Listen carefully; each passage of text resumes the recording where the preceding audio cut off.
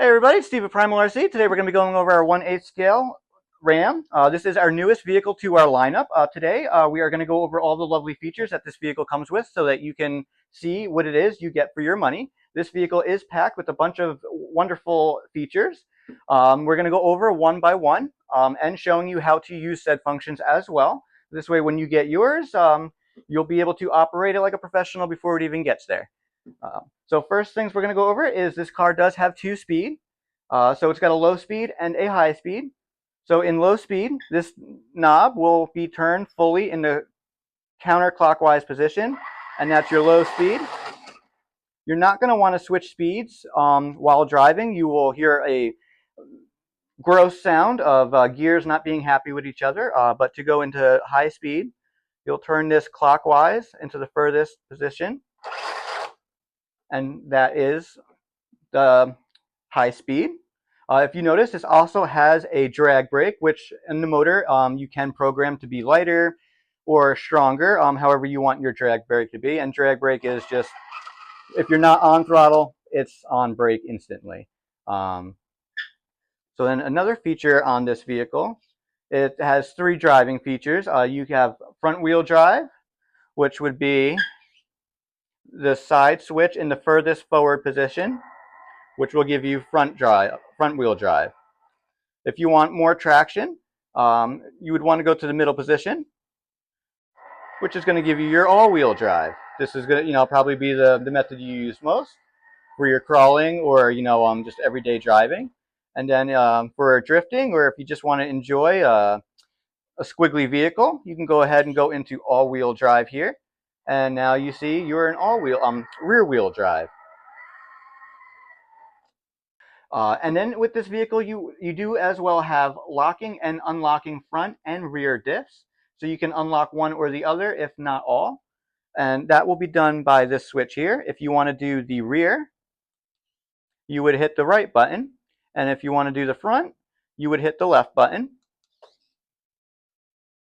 So now as I drive, you can see here that the diffs are now unlocked.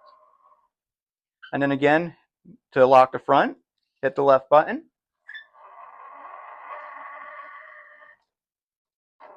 Oh, to lock the rear, I'm sorry, you hit the left button.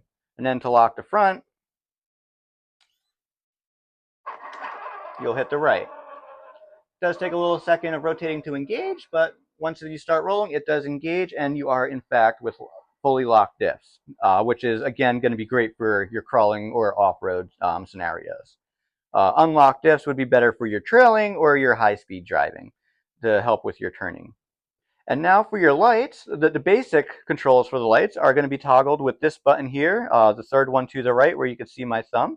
So if you click that once, and you're going to, in between these, you're going to want to wait a second because there's a slight delay on the modes. So if you press this once, you'll see that your running lights are now on, and there is lights in the hood as well. Nice little added feature. And then, so if you press it for a second time, your headlights will come on. And then if you go ahead and press it for a third time, you'll have your high beams. And then for your fourth and final time, that'll turn all the said lights off. And for the second set of light features, will be controlled by some input from the steering controller. And when you do it, you are going to want to do full turns and in a fluid motion, because it is going to take a little. You'll see when I do it, but you'll want to do full two turns to the right, and that's going to put on your parking lights, or your hazard lights, shall I say. And then again, to turn the said lights off, you'll just do 2 turns in the same direction.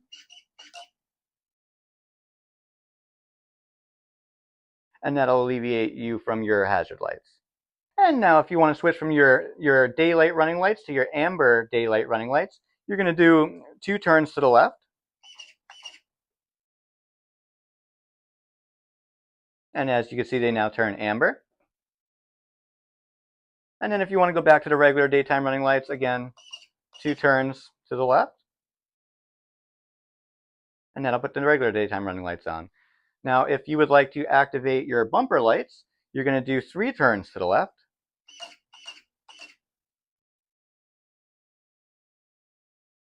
And again, if you want to turn those lights off for whatever reason, another 3 turns to the left.